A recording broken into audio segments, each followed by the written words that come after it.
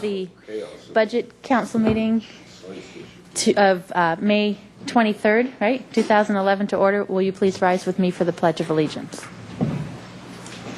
I pledge allegiance to the flag of the United States of America and to the republic for which it stands, one nation, under God, indivisible, with liberty and justice for all.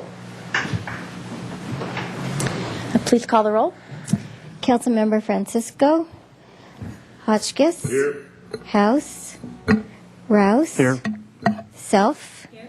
White, and Mayor Schneider. Here. Is there any public comment for items not on tonight's agenda? Seeing none, we'll move on to the Fire Department budget and Chief DiMizio.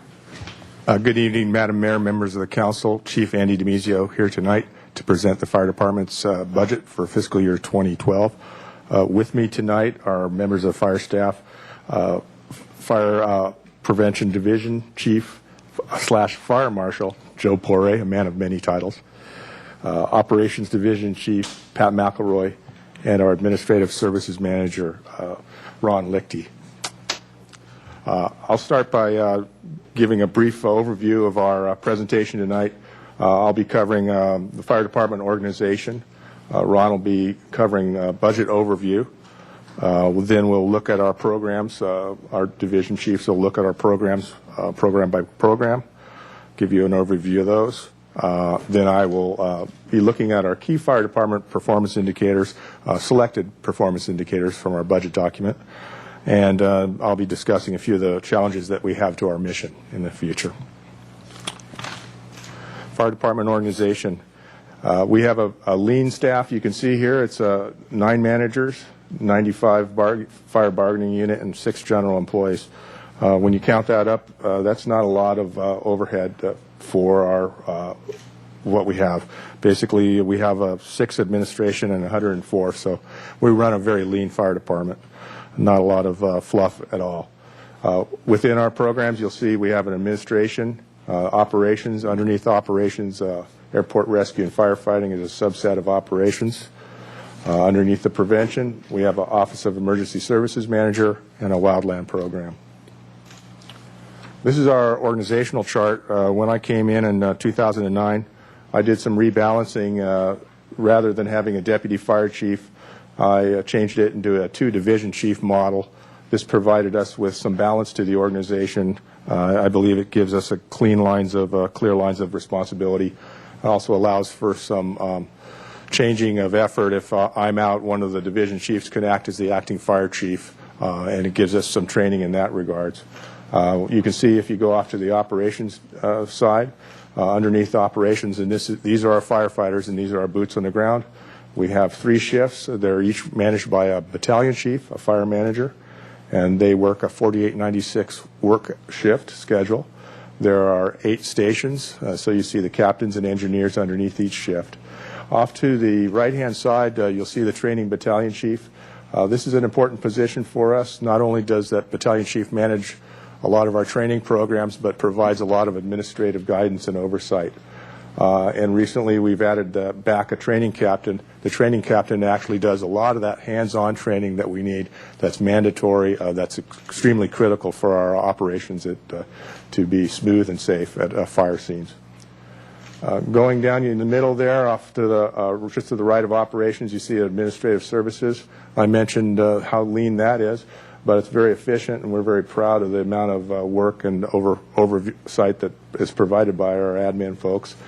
Of course, I'm there at the very top. I kind of glanced over that, but of course I'm the fire chief. I have 1 executive assistant. And then going off to the right-hand side, our prevention division, and you can see that goes down underneath prevention. Our emergency services manager, who provides emergency planning for the entire city, is there. We have a staff of 1. She's extremely mighty, though, in terms of what she provides the city. There's an administrative specialist who assists the prevention. And then you'll see the breakdown off to the wildland side, and then the inspectors on the other side. That's our organization. This gives you a little trend of our authorized position over the past few years.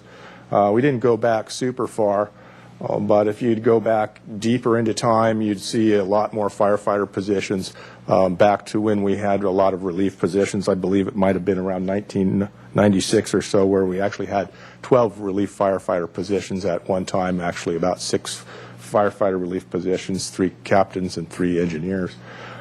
We've attritioned those positions off to achieve cost savings, and I believe we'll be talking a little bit more about that as we talk about overtime. But when you see it going down from 114 to 110, some of those positions that we no longer have are a public education coordinator, a fire inspector, and the other ones were some relief positions that we still had on the. Well, just to be clear, we've always and continue to have minimum required staffing, so that's not changing at all. No, that's then we'll talk very clearly about that. We staff all of our fire stations fully staffed all the time. So there's been no cutback in terms of our staffing levels. Thank you. And now Ron Lichty will provide us with a budget overview. We'll go through the numbers.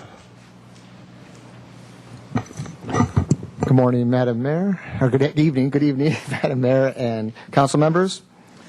I am Ron Lichty, the Administrative Services Manager for the Fire Department, and I'm here to present the budget overview for the Fire Department this evening. This first slide just gives you an idea of the overall total budget for the Fire Department at $21 million. We basically have 2 funds, the general fund, the vast majority of our funding is the general fund, and then we also have a special revenue fund for the Wildland Fire Suppression Assessment District. And I'll start tonight by looking at the budget numbers for the general fund.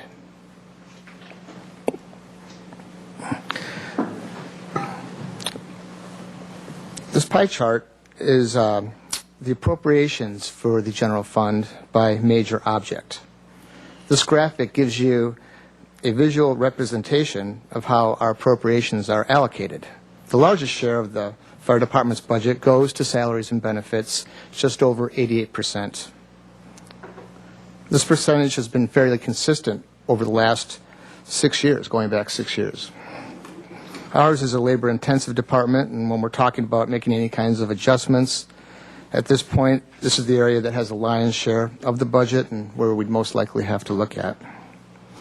Allocated charges are charges for services that are provided by other city departments that the fire department uses. For example, we pay information systems for our computer networks and computers. We pay risk management for our liability and property insurance. Amounts are paid to fleet services, which is our motor pool, for our vehicle replacement, maintenance, and repair. And we also have allocated amounts to public works for facilities maintenance, repair, radio, and telephone communications. Next piece of the pie is the supplies and services portion, and this represents office and janitorial supplies, uniform allowance and maintenance, equipment repair and minor tools, professional services, tuition for training, station utilities, vehicle fuel, and those kinds of things. And then we do have a budget for equipment, and that is primarily used, depends on what we're buying in the current year, but it's used for personal protective equipment, it's used for purchase of radios. This past year we made a major purchase of defibrillator equipment that came out of this budget. This schedule shows you trend information for appropriations over the last few years. This is a status quo budget, so there's not much change in the numbers. There's a slight increase in the percentage change on the far right is the difference and proportion between fiscal year 12's recommended budget and the amended budget from fiscal year 11 that we're currently in. So salaries and benefits has a slight increase, and this is mostly due to insurance and retirement benefit increases. And also, there's fiscal year 11, we had major budget labor concessions, and there's a reduction in those concessions in fiscal year 12. Supplies and services has a slight reduction. allocated costs, just about the same. You may notice in fiscal year 10, there's only $1.4 million of allocated costs, and that happened, that was a single year budget reduction based on a budget option that year. And equipment is basically status quo, though it looks like there's a 20% reduction. And that's because our adopted budget for fiscal year 11 was about $110,000, but then we amended the budget for that defibrillator purchase. This is another graphic representation, a pie chart of how our appropriations are allocated by division. The largest share, as you can see, is operations. This is our fire department, the firefighters, and they comprise 81% of the budget. And together with airport rescue firefighting, that's about 89, almost 90% of our budget is for our operations, between the airport and our stations. Then we round that out with prevention, administration, emergency services, and the Wireland Fund. Now take a look at revenues for the fire department. The fire department's a heavily subsidized department, but there are a few revenues that we do generate. The largest of these is in yellow there. It says ARF reimbursement. ARF stands for Airport Rescue and Firefighting. These funds come from the airport and represent the annual cost of having the ARF crew stationed at the airport. Mutual aid revenues come in next at $400,000. That's monies we get reimbursed for sending equipment and firefighters out of town to help neighboring jurisdictions with their fires. AMR fire reimbursement. AMR stands for American Medical Response. And this is a fee negotiated with that company for the value of our department's first response to medical calls which require an ambulance. We provide basic life support when we respond on scene ahead of the ambulance. Thank you, Madam Mayor. Question on that is that represent cost recovery, or are you even close to what you do in the field? Not at all. But Thank you. Yes. Okay.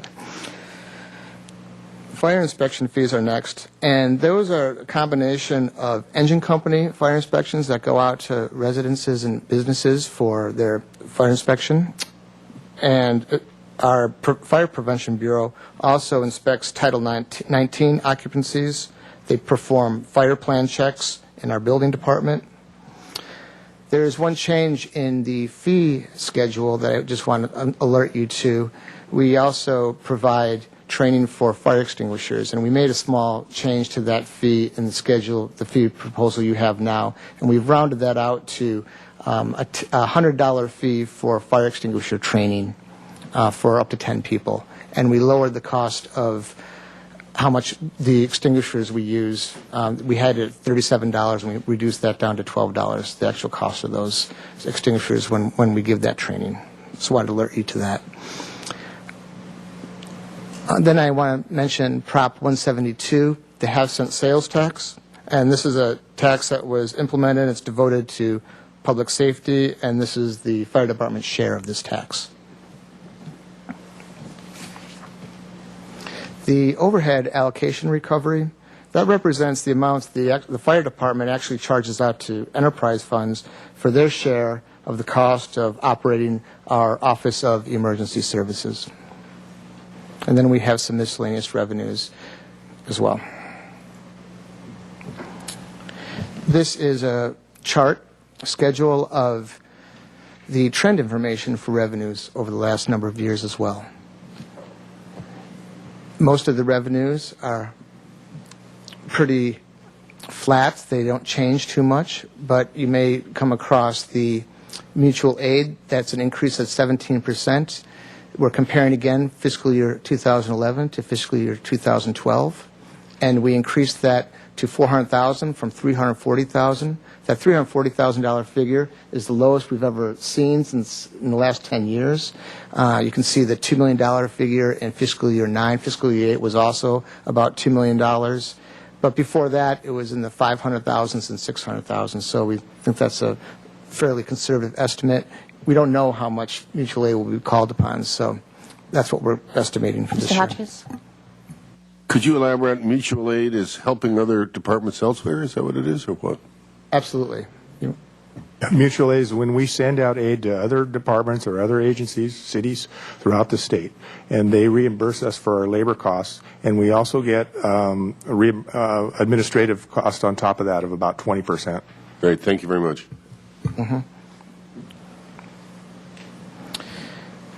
And another large increase is the overhead allocation recovery for our Office of Emergency Services. We get that money, or that figure, from our finance department, so we put it into the budget.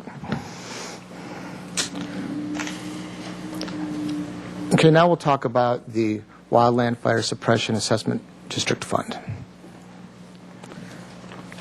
This first pie chart shows the appropriations by major object.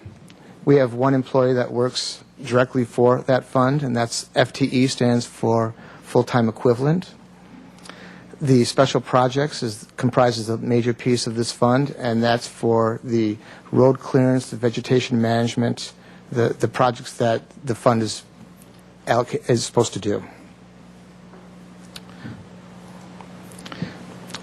This fund is also rather stable since its inception. This is a chart of the trend analysis over the last few years for our appropriations by major object. Salaries and benefits, the first line, there's a small increase to that. That has to do with a step increase for the employee that is there now. Supplies and services goes down just a bit. You know, it's 14%, 15%, but it's really just $1,200 or so. Allocated costs are those same allocations that we spoke of earlier for computer equipment, vehicle maintenance and repair and replacement. We have a small budget for equipment. The projects line I want to bring your attention to. In fiscal year 11, it says $158,000, and it looks like it's being dramatically reduced to $110,000. But this has to do with projects in that fund don't just end at the fiscal year end. So what that amended budget is actually a carryover of projects that were unfinished from the previous fiscal year. And so the actual adopted budget for fiscal year 11 was about $112,000. And then there's carryovers of the difference of about $45,000. The revenues are generated by an assessment by on the parcel owners that live in that district. And there's a small increase due to the CPI for fiscal year 12. Now I'd like to talk about go into the fire department programs, and the first one being the administration program. But first, here's the program, the organizational chart of our programs, and these are our 6 programs, and the numbers in there represent the number of employees in each of those programs. And I'll start with administration. As you can see in your budget book, and I'll speak to it here, what our administration division does is we provide leadership, direction, and oversight for the department. We manage the budget preparation documents. We actually input into the payroll system the time cards. We perform the personal action request forms, purchasing requisitions, invoice and claim payment, and correspondence. We mentioned mutual aid earlier. We maintain those mutual aid agreements with other jurisdictions and services and manage those relationships with those agencies. We also manage the major equipment acquisition. We're implementing inventory control of our equipment. We have a training tower facility.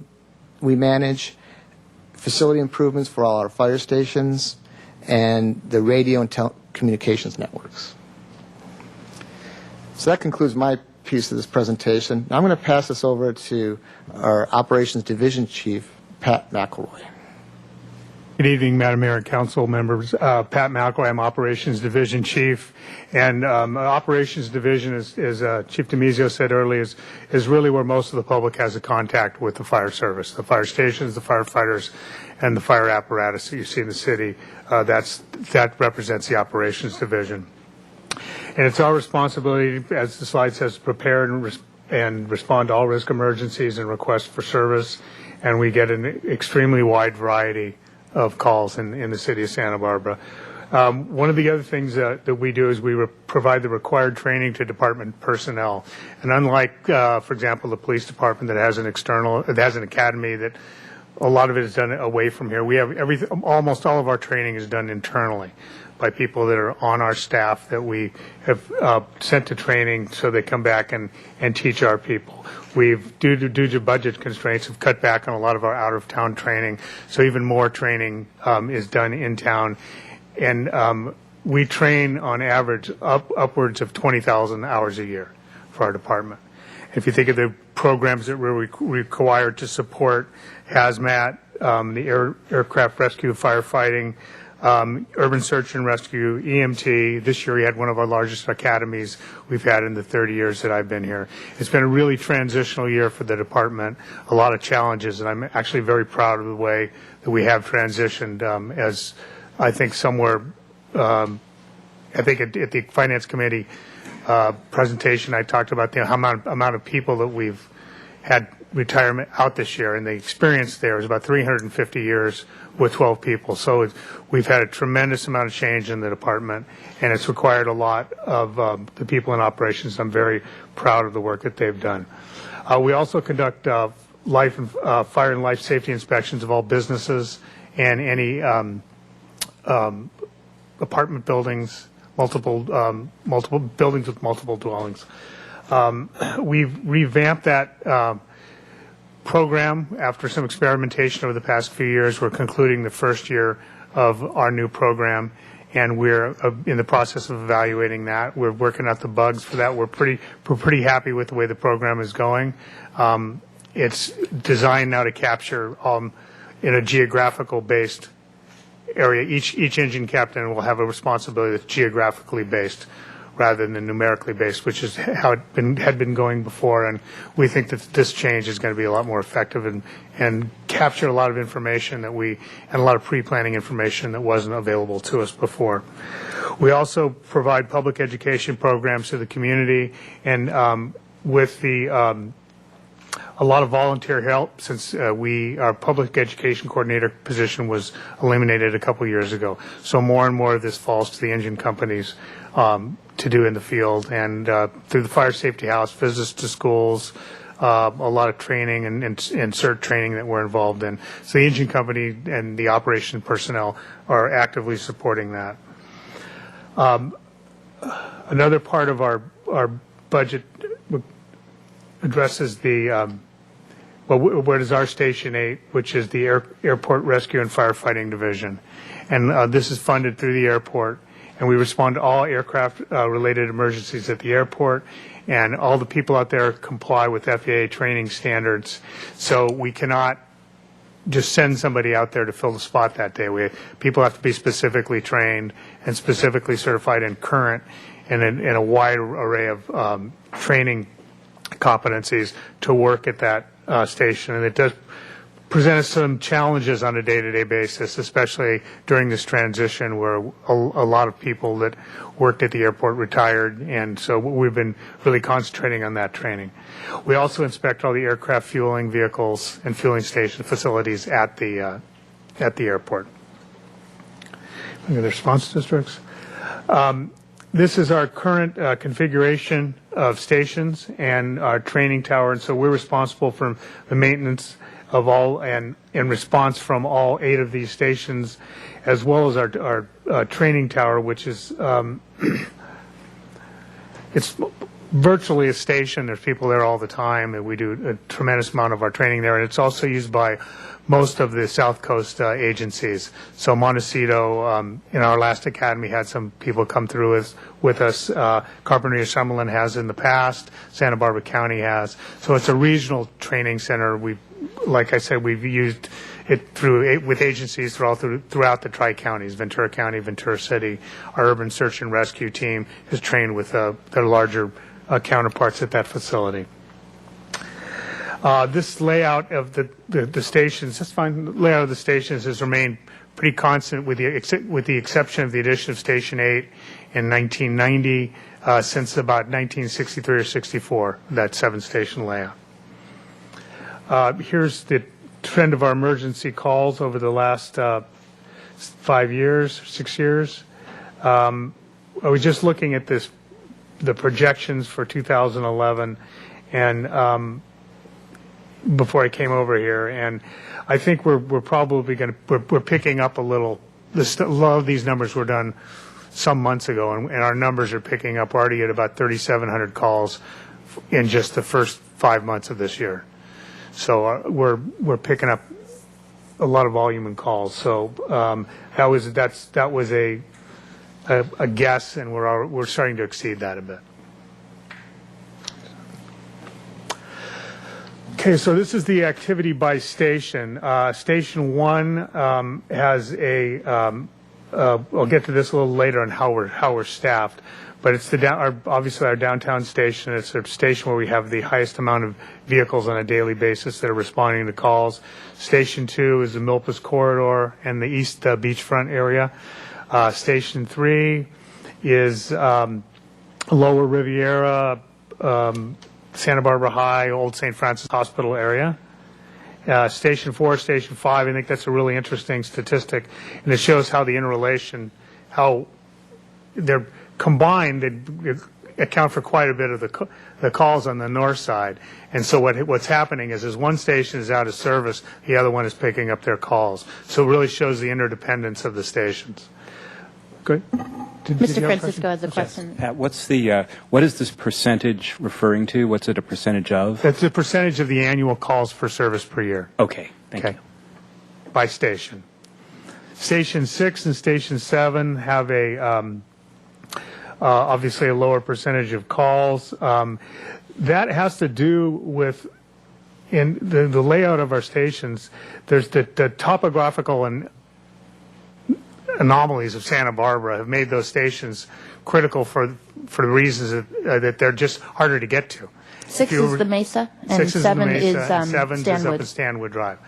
So the response numbers are lower, but had they been responding from the other closest stations, which would be Station 4, Station 2, perhaps Station 1, the response times go up significantly.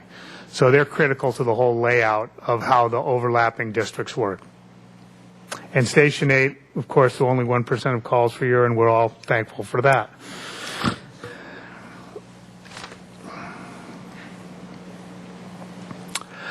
This, again, a pie chart, and as you can see, medical emergencies have become the bulk of our call, accounting for 72% of our calls. Fire responses are at 2% this year, which is a slight drop from last year where we were at 318. We're on track. Right now we're at 164. Once again, that may pick up as the year ends, but we're anticipating somewhere in the range of 250 for the next fiscal year. While they remain a small percentage of our calls, they are the most labor intensive, the most dangerous, and one of the, obviously the one that we train for most. The other responses include, as it says, their mutual aid, hazardous material responses, false alarms, traffic accidents. There's a wide variety of calls that we respond to for service. Elevator rescues have been, for whatever reason, a big thing this year. And so there's use people stuck in elevators. So especially in a power outage, everything that works with electricity stops working, and so and weather-related incidents, stuff like that. We end up with a lot of calls that are just not what you might think that we would be responding to. But every time somebody calls, we're going. Pardon me? Not for me yet, but I'm only 30 years here, so it could happen. Next, please. Okay, this is our service level indicator, and it's a percentage of calls that we're on scene within 5 minutes. And we wanted to give you an idea of how we compare to some local jurisdictions. The National Fire Protection Association objective 1710 is 90%. We get on scene 90% of the time, and under 5 minutes. We're very, very close to that, and we're quite proud of that. If you can look to some of the neighboring jurisdictions, due to the amount of stations and volume of calls, they're not getting there, and with the speed that we are. And it's really critical when you're talking about the bulk of our calls being medical emergencies. You're talking about 4 to 6 minutes in a heart attack, and so the quick response, the layout of our stations has been critical to that response, and it's something we're really drilling down on.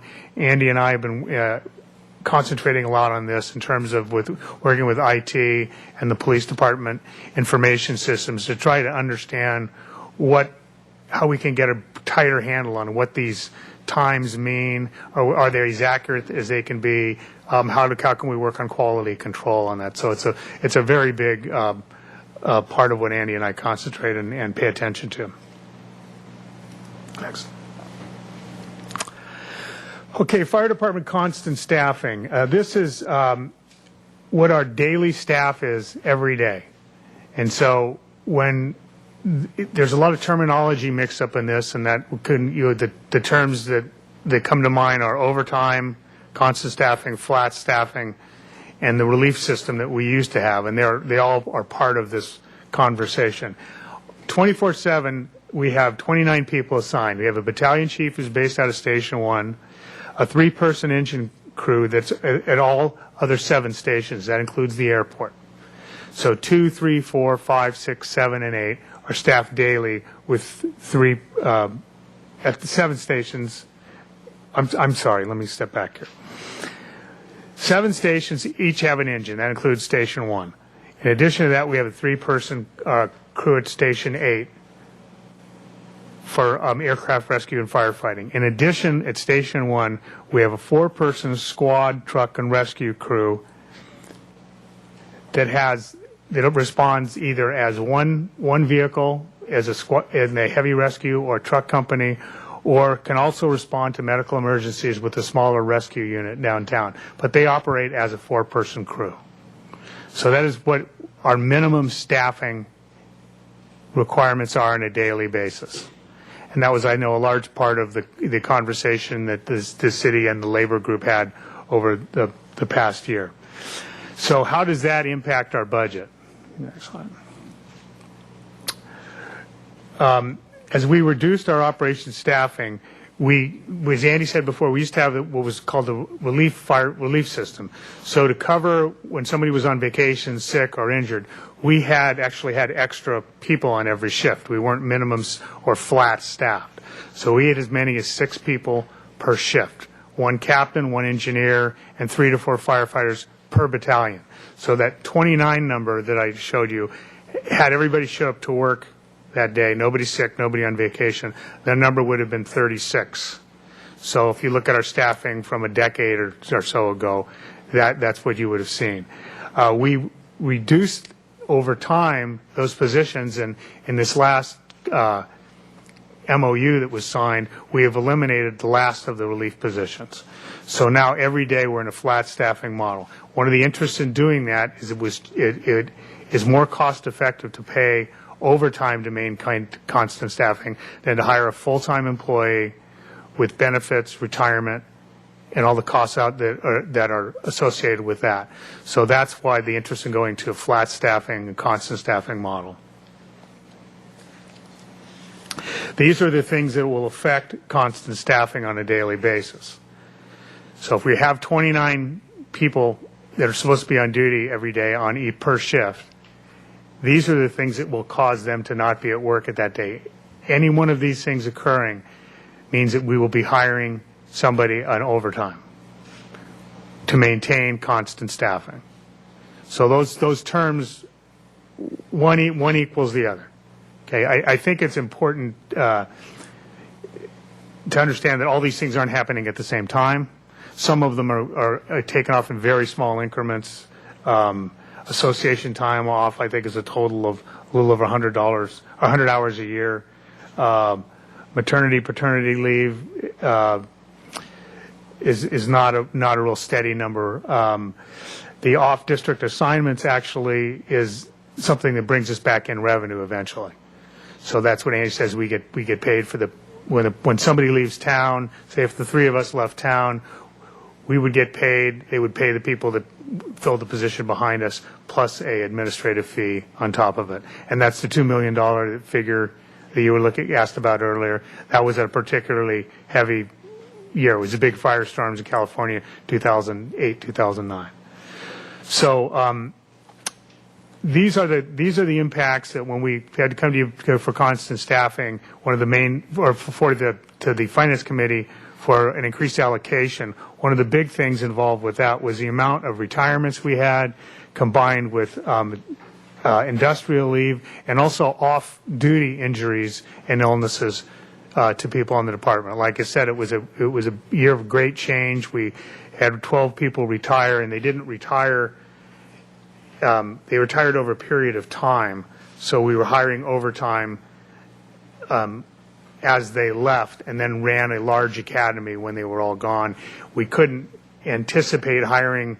We can't hire for people that are still here. If they're still on the books, we can't bridge that gap of going, well, we want to have people ready to go when these people leave, because that we're paying for two positions. So it was an unusual year for that reason, and that's why we had to come back to you earlier. But I think that, as Andy and I can both attest, after 30 years here, we've never seen a year like that. You'd maybe get one or two retirements a year. To have as many go as we did this year was really an anomaly. And I think it's important to especially how this affects in a time when we're looking at costs, and especially PERS costs. None of the overtime that is paid out is PERSable. So for example, if actually I don't work overtime anymore, but if one of these guys should work overtime. So you work overtime, you just don't get paid overtime. Yeah, okay. Yes, so But if one of these guys works an overtime shift, not one penny of that through his entire career is counted towards his PERS. Okay, and I think that's a commonly misunderstood fact, and that's just how it is by law. I think that concludes my portion of the presentation, and so I'd like to turn it over to Joe Pori. And Mr. Rouse? I did, actually. Chief McElroy, when we talk about overtime, and clearly financially it makes a lot more sense than trying to bring in the extra person at this particular time.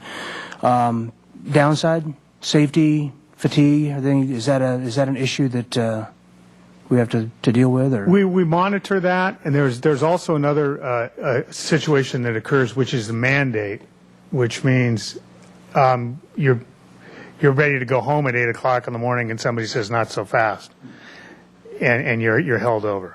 We just did an analysis of the last couple of years, and I forget the total, Andy, that we got today. In the last 3 years, we've had 294 what they'd be forced overtimes or mandated hires of firefighters. Pretty consistent through the ranks. Of course, the firefighters, because we need firefighters, we have more firefighter slots, had to work 130 times.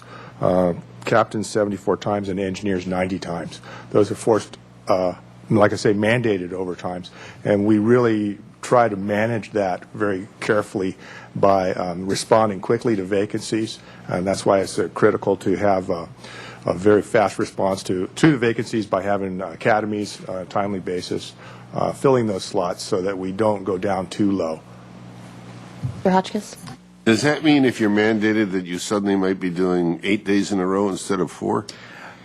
No, we actually have certain things, limits where you can't be forced hired beyond a certain point, although we do allow firefighters, which is a recent change to our MOU, to work longer than 96 hours in a row, provided that they're in good shape and can do so. We have management has retained the rights to kind of say, you know what, you're pretty tired, you've been working too long. But to make this whole thing work, we really had to open up that cap to allow firefighters who were rested, who might not have gotten up too often at night to continue to work if they wanted to, so that we didn't have too many of these mandates. It's a real balancing act that we go through. Is typically it's another 24 hours, or could it be more than that? It could be a number of 24 hours, and when we work with people, sometimes somebody will be coming in at mid-shift, so we'll only hold over that person for a short period of time when that other person can come in. But the firefighters know that that's part of the deal, and everybody steps up to that. Thank you. Please continue. Mayor Schneider and members of the council, Joe Porre, Division Chief, Fire Marshal, and I'd like to explain a little bit about the Fire Prevention Bureau and what our activities consist of. First of all, the Fire Prevention Bureau has 3 basic programs in it: the general fire prevention and wildland mitigation program, and the OES and public education element. They all overlap to some degree or another, but they tend to be those 3 separate programs. As you can see, the Bureau handles a number of different types of duties. We handle complex code-driven inspections of many different types of occupancies, commercial, industrial, and among our more complicated are actually some of the assembly occupancies, and those include the downtown bars in the nightclub district that you're all familiar with. Maintaining occupant load, exiting, and keeping a safe environment for people who go to those clubs is vital, as no fire marshal ever wants to have a nightclub disaster in his jurisdiction. Inspection staff are involved in project review and inspections of new structures and associated fire systems. As a participating agency with the county in hazardous materials, we also inspect hazardous materials occupancies and have a dedicated inspector for that duty.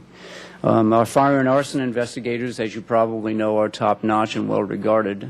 They're able to take a case, whether civil or criminal, and follow it through to its conclusion. In fact, we had a couple testifying at a preliminary hearing in a criminal case just today. Our wildland program is highly successful and getting better all the time, and it's comprised of a general fund employee and the benefit assessment district employee, and I'll talk a little bit about that in a second.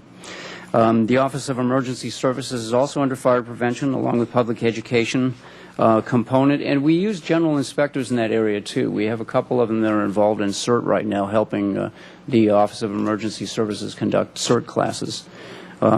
We provide fire prevention related training to engine company personnel to keep them updated on new fire prevention techniques. We're active members in the land development team that you're all familiar with, and participate very actively in that. And just as important, we interface with other city staff as well as the applicants and people who are attempting to build projects, so that we have an ongoing communication with other city staff involved in the land use area. And we work closely with staff to conduct all manner of inspections at airport facilities, including the refuelers out there. In the general inspection staff, on any given day, they can be involved in a myriad of activities, from inspections to arson investigations, hazardous materials, to inspecting licensed care facilities and other state-mandated occupancies. They're used to having their day derailed by things that come up, and they're constantly moving from one thing to the next. It provides a lot of variety, but sometimes can be a little bit chaotic from a calendar perspective. The Office of Emergency Services, basically the OES ensures that the city is prepared to respond to the effects of major emergencies and disasters that threaten lives and property. Getting the message out is really a good part of OES. And so there's a lot of public contact, there's a lot of instruction, and a lot of just basically communication with the public at large. Some of the training is standardized, such as the National Emergency Management System and the National Incident National Incident Management System, which our OES coordinator teaches not only to city employees but to others. And then there's some targeted disaster training, on-site exercises. For instance, our recent tsunami exercises, we've had earthquake exercises. A lot of you have participated in those that are EOC. And the OES manager is responsible for updating emergency plans, the city emergency plans, and does so on a regular basis. She works closely with other jurisdictions, including the county, state, and federal agencies. Okay. And of course, OES is responsible for this place. The EOC, it acts in coordination with other units in the field that operate under the incident command system at the time of an emergency. The EOC is staffed with a lot of city staff who have pre-designated assignments, and that is our Office of Emergency Services Coordinator Manager right there, Yoli McGlinchey, who basically runs the EOC when an emergency comes up. And you can also see in this picture you're entering a tsunami-ready community. Another one of the things that she's been working on is getting us to that point, as we gave you a brief update not too long ago on the tsunami readiness of the city, and we're inching forward on that project. In the wildland interface area, in 2004, Council approved the Wildland Fire Plan as the basic master plan for mitigating fire hazards in the wildland urban interface. In that plan, we identified hazard areas, and on this map you can see what they are. The very familiar ones are the foothill zone and the extreme foothill zone, but you can also see that we have coastal zone wildland areas. Our wildland coordinator, Ann Marks, is largely responsible for the entire program, including the coastal zones. So she coordinates all the activities of wildland interest. We're also engaged in reevaluating our evacuation and pre-planning. That's another one of her responsibilities, and hope to coordinate that with an internet-based reporting facility for our MDCs or at the mobile data terminals in our engines. In 2006, the Council adopted Wildland Fire Services Benefit Assessment District, and the goal was to implement 3 of the legs of the Wildland Fire Plan. The first of those is vegetation road clearance, which has been very successful. Every 3 years, basically, we try to clear every road within the extreme foothill and the foothill zones. That means about 14 miles a year. This year, we managed to accomplish 17 miles because the crews were particularly energetic. So we're a little ahead on that. But the basic idea is to allow for evacuation in the event of emergency and egress of engines going up to fight the fire. Defensible space, assistance and chipping is the second element. And this has also been very successful. You can see the different zones on the map.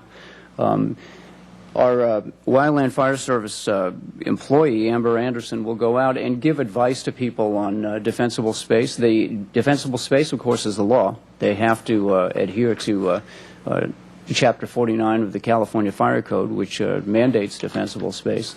But Amber will go out and give them assistance in how to do that. When that is accomplished, they can then put their cut vegetation out to be chipped for free, and it can be used for mulch or ground cover or whatever. And then the third leg is vegetation management. We've had these vegetation management projects on the books since 2004.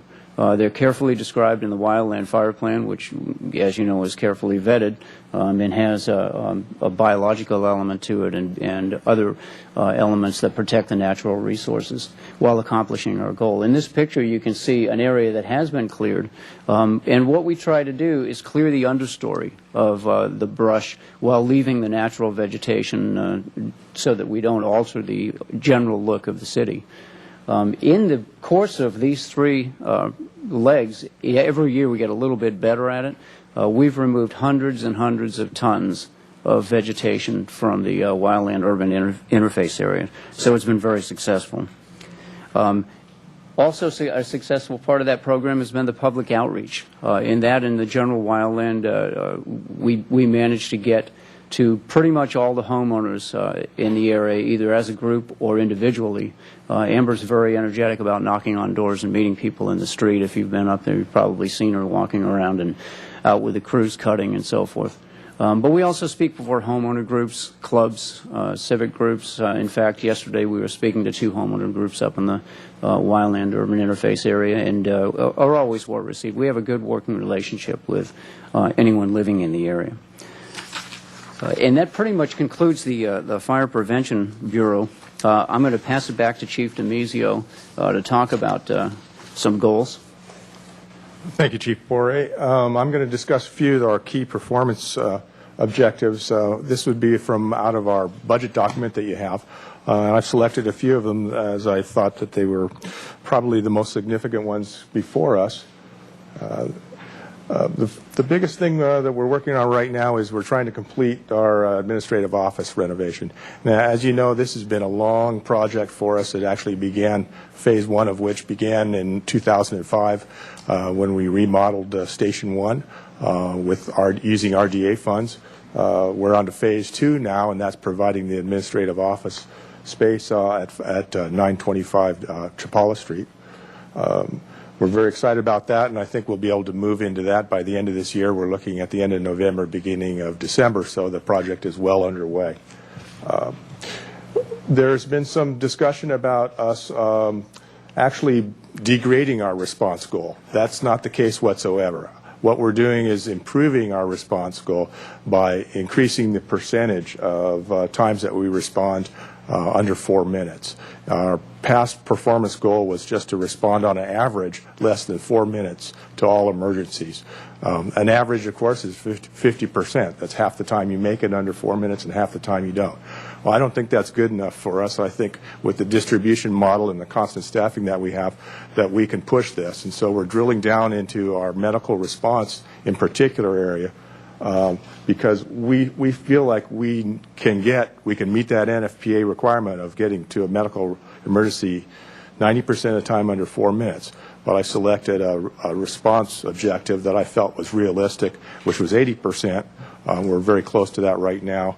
And that was within the 4 to 6 minute span that you need to get to medical emergency, particularly if it's a cardiac case for basic life support.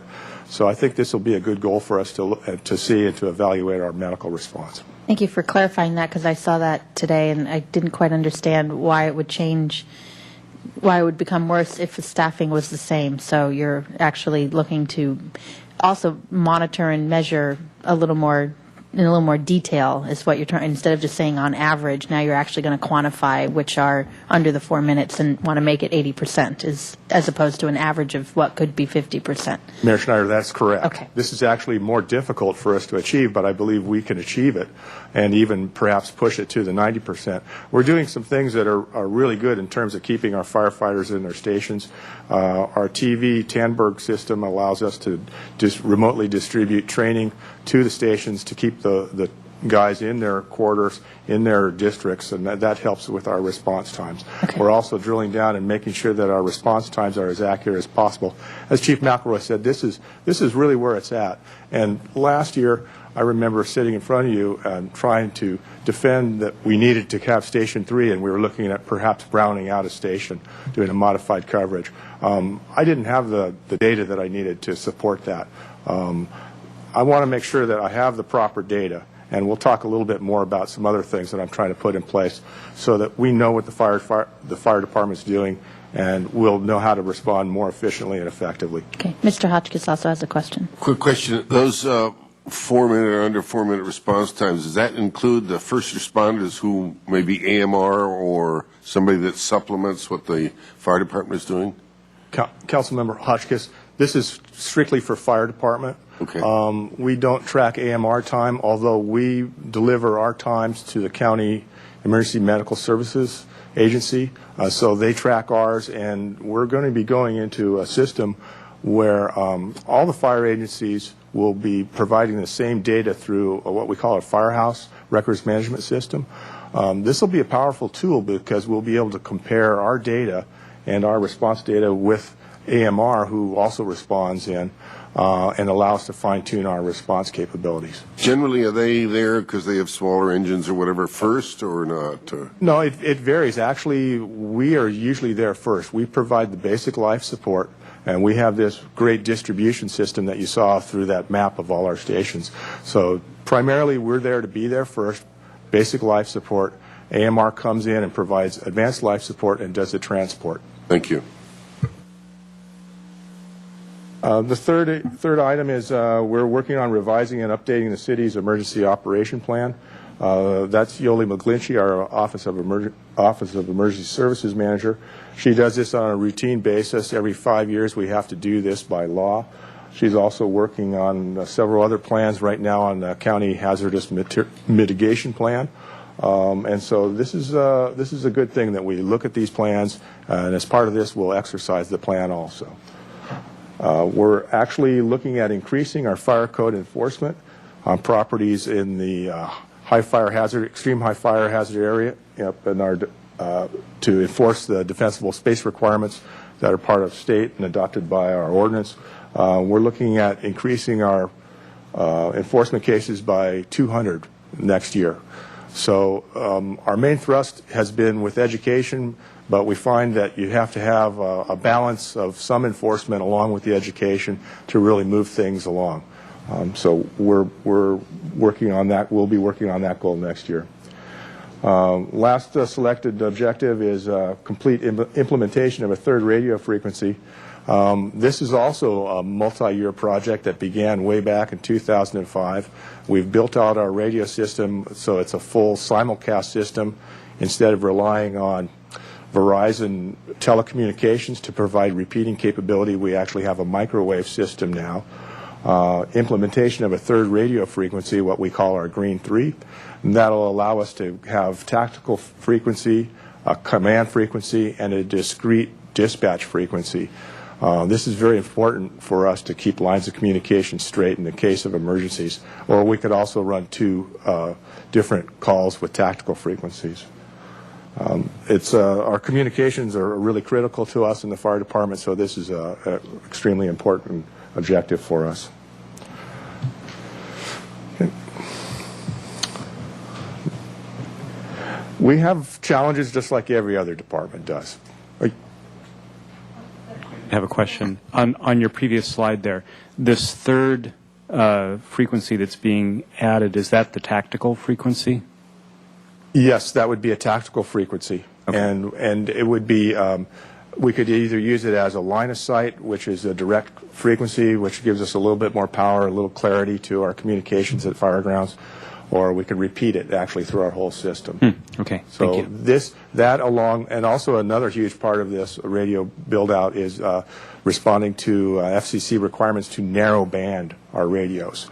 So our electronic shop people are working on that, along with adding the third frequencies. They have to narrow band all our radios and then reprogram all our radios with all these new frequencies. It's a big project. We have many challenges, as every department does in the city. Public safety is, we're not exempt from dealing with these challenges and seeing them, identifying them and responding to them. And of course the biggest issue for us is cost control. We've talked, of course, you saw the pie chart and how much our labor is in terms of our percentage in our department. So controlling our labor costs is a huge issue. Although we have a status quo budget, we don't want to have to come before council again and ask for additional appropriations. We want to forecast accurately and make sure that we're running our fire department as efficiently as possible. We can also look for efficiencies in our facilities and equipment to a certain extent, but that's a smaller percentage. So it's important, and I'll break these out into separate slides. Succession planning is another huge issue for us. We've gone through a tremendous historical change out. Now, how do we bring all these individuals up through the ranks so that we can put them into the different positions that we have to? The public expects and should get as much service as possible for their dollar. So we want to respond to demands for additional services by the fire department. We pride ourselves on being an all-risk fire department, and so we want to have capability in whenever somebody dials 911, a fire engine can go out and provide help for whatever the issue is. We need to maximize our use of our resources. And lastly, we're identifying the economic impacts that the state actually could impact us here in the city. So I'll break these through and I'll go back on each one. Next slide, please.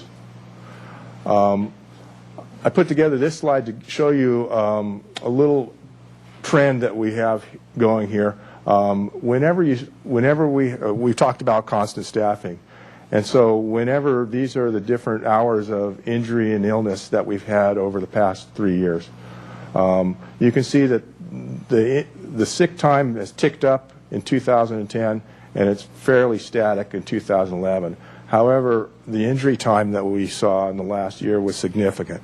Is this on the job or both? Injury is on the job, and sickness is personal time that can. But the injuries themselves these are on the job injuries. were workers' comp related That's correct. injuries. Okay. Ms. Self? Thank you. I believe I heard some mention before that as the force gets older, you have more injuries. But now you have a bunch of new guys, so can we expect that to shrink? That's what I'm expecting. Thank you. And that's part of my job, is to make sure that that number does shrink. So the next slide, please. And these are some of the things that we're putting into place in response to that uptick that you saw. Now, some of the things are controllable and some aren't. Frankly, the injuries that we had, those are controllable to a certain extent, and we respond very quickly to on-the-job injuries in terms of trying to do an analysis and make sure that nobody else gets injured. But we've had some injuries that were long-term injuries from various. It was just an incredible, perfect storm of injuries on the fire department. A lot of those people have retired, so we won't see that happening again. But some of them are still on our books, and we're still carrying some time. But what we've done is we're tracking all forms of overtime. Prior to my coming into this job, we didn't have any tracking system, so we couldn't identify trends in overtime. That's no longer the case. Ron's put together an excellent document, and any time, for whatever the reason is, we find out what it is, so we can at least understand the nature of our overtime basis, why we're spending overtime. Some of it's cost and staffing, some of it's training, but we know what it is now. Some of the things we've had to deal with in our MOU with our labor group. I mentioned having to eliminate the 96-hour work cap, for instance. That's the kind of things that we're actively changing. Some of our SOPs have changed. We had a requirement that we had to send 2 individuals out on any wildland assignment.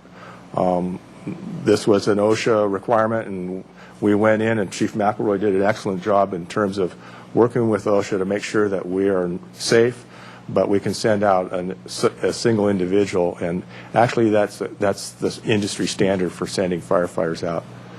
Lastly, I mentioned the safety committee. So we do an active analysis of any injury, and this is a quarterly meeting, and they review anybody who's been hurt. We've initiated a wellness and fitness committee. In terms of dealing with sick leave use, there's only a few things that I can do. Encourage people to be well, to have fit and do have an active lifestyle. Firefighters are very active, and it's funny because that is a balancing point too. I encourage firefighters to go out and work out on their off-duty time, and an individual might get into a bicycle accident and hurt his shoulder, for instance. So it's one of those things. But I really want to implement some kind of a wellness and fitness policy for the fire department, and a huge component of that would be an annual physical exam. Firefighters right now, we have in our MOU a policy that allows for people to have a certain amount of money at a certain age to have a physical, but we don't have a requirement that they get an annual physical exam. For me, this is just something that I really think we need to have an annual physical. It allows people to have hidden heart problems, issues with musculoskeletal problems that allow people to get hernias, and it contributes to off-the-job time. So I think we need to we're working collaboratively with the firefighters to develop this, and now my task is to find the funding to do this. Risk management, I've been in discussions with them. I'd like to see, I know other fire departments who've developed private-public partnerships for fitness evaluations, and I'm really actively going down that road this year. We've implemented a new budgeting, or we will be implementing a new budgeting system, and I think this will help us with cost control of some of our facilities, some of our supplies. Basically, this will push down some of that budgeting oversight to the captain, to as far down as the captain level, for management of things. So we'll be able to break down costs station by station, and see why is one station costing more than another, for instance, and be able to drill down on our costs. I think that's very important, and I think what I'm hearing from the firefighters is that they want that. They want to know more about budget, and I think ownership will be a big part of the solution here. Implementing a new inventory control system. Inventory control is important for our fire department. We haven't done this in the past. When a set of turnouts costs as much as a MacBook Pro right now, we can't allow guys to go in and just decide that they're going to grab an extra pair of turnouts anymore. So we're going to be strictly monitoring our inventory, and part of our administrative office build-out is also developing the other side of that building into a warehouse where we'll have inventory controls in place. Mr. Hotchkiss? What are turnouts? Turnouts it's the name we call for our protective clothing. Right. And so that would be our coats, our pants, our boots, our helmets, that whole ensemble, as we call it. Right, thank you. And we have to wear that before we go into a fire. Thank you. Lastly, in terms of cost control, we're really ramping up our efforts towards acquisition of grant funding. We did well this year. We got over $350,000 worth of grant funding. A large bulk of that was for our wildland program to do vegetation management. But we've got grants from the Shumash, from the Fire Alliance, have been very supportive, and this really helps us stretch our dollars and the public's dollar. Next, please. We're responding to the need for succession planning. As we've talked a lot about this has been a huge issue for us in the last year. We had 13 retirements, 18 promotions, and 11 hires in the last year. That is a huge burden for a very thin administrative group. Everybody's come through, and I'm really happy with our new hires. They're excellent firefighters. They were all laterals. And now the thing that we have to do is to continue the training commitment as a fire department. It's really important that we look at and provide leadership training. And so I've looked out and found that there's some good leadership training through the Forest Service. We're providing that to all members. SFM stands for State Fire Marshal's Office. They have an excellent program for fire officers, fire engineers, and so we're kind of following suit with that and getting, not only requiring or asking our firefighters to do this, but bringing that training here so that we reduce our overtime costs and try and teach it on duty, provide those things here. We have an excellent acting program in place, and this provides a really good step-by-step level for firefighters to go to engineers and then the captains and to the acting battalion chief. And the challenge is now to jump from battalion chief into the division chief level and hopefully eventually be able to replace me. So that's my goal, is to find somebody out there within my organization who want to get this gold badge and take it from my chest. Well, I'm working on it.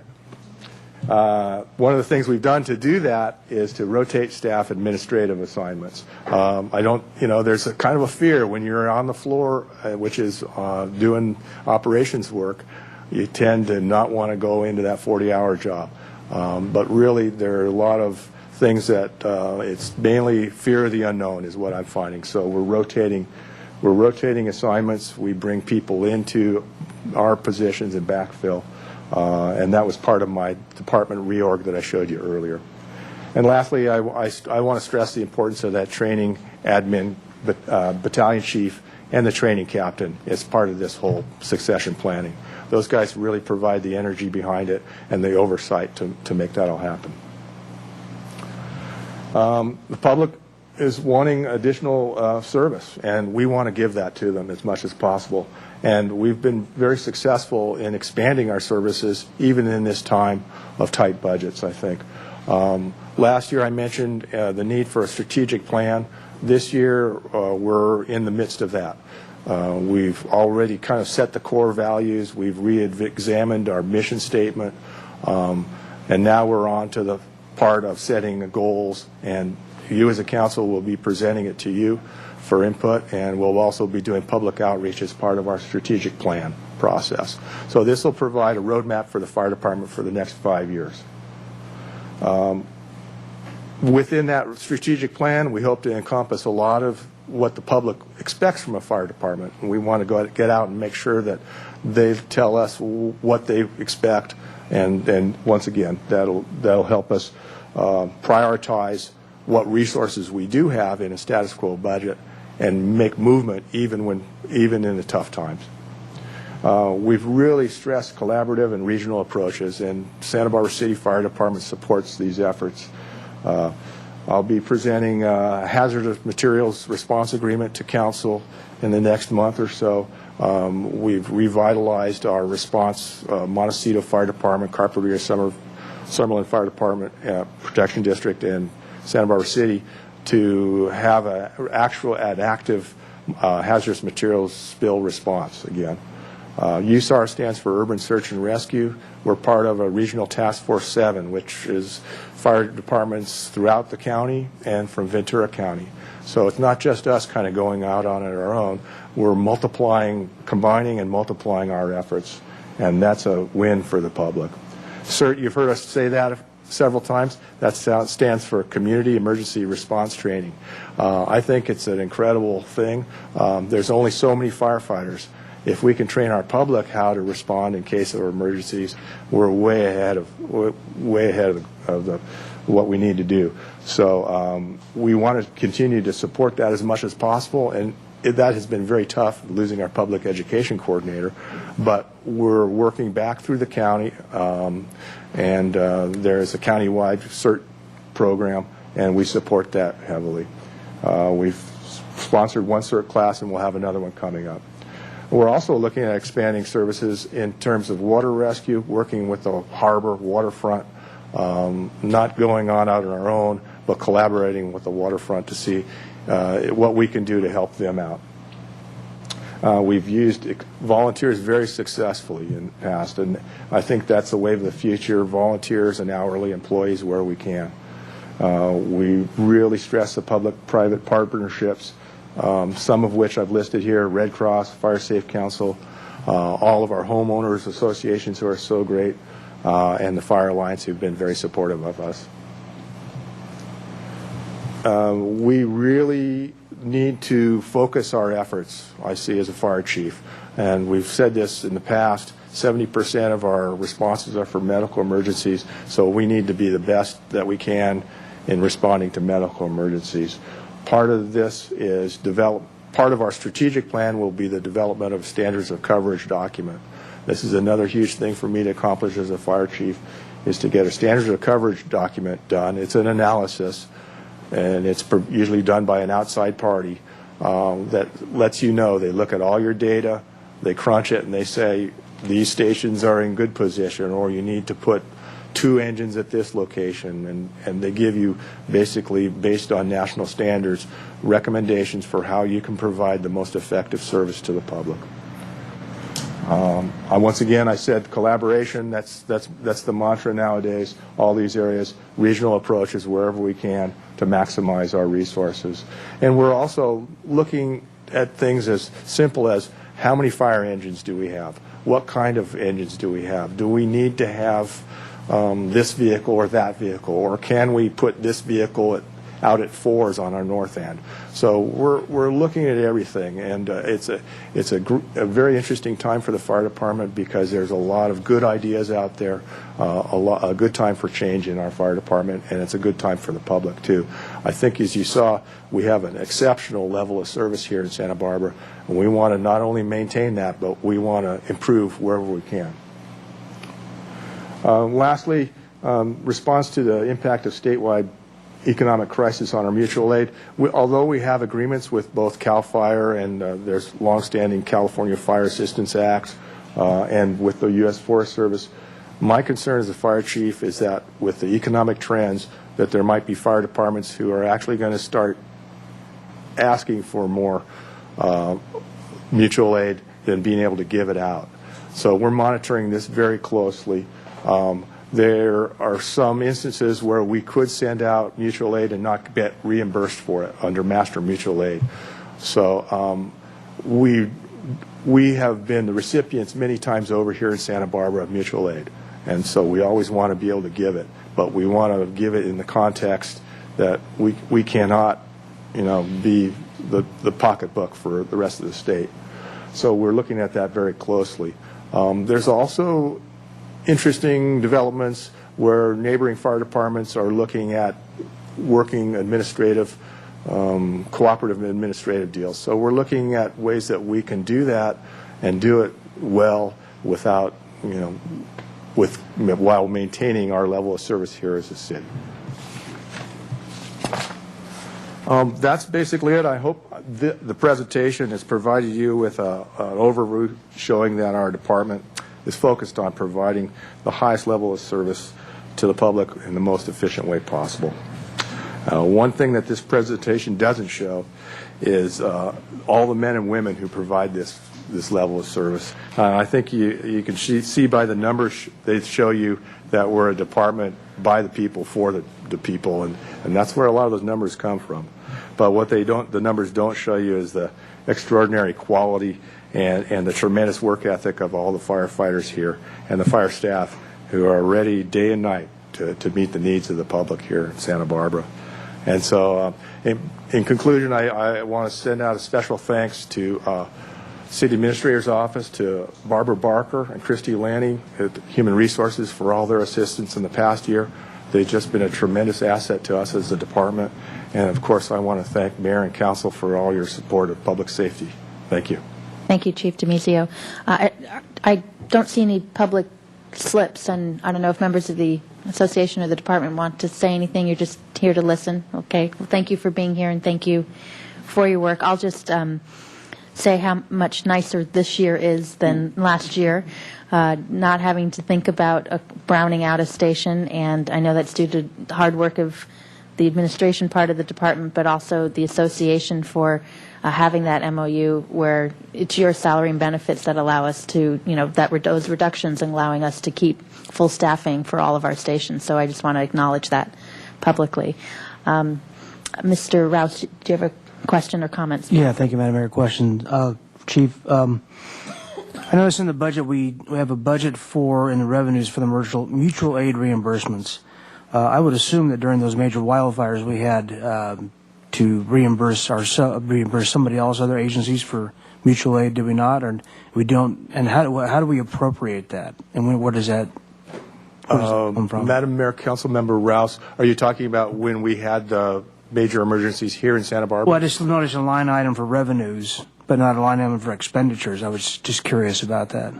Yeah, the expenditures balance out. So it's money in, money out in terms of, wouldn't you say that? Yeah, go ahead, Pat. For example, Councilmember Rouse, I'll give you an example, say on the T fire. You reach a certain level where what's called a fire management assistance grant, which is the federal government recognizes that a city will go broke running a $25 million fire.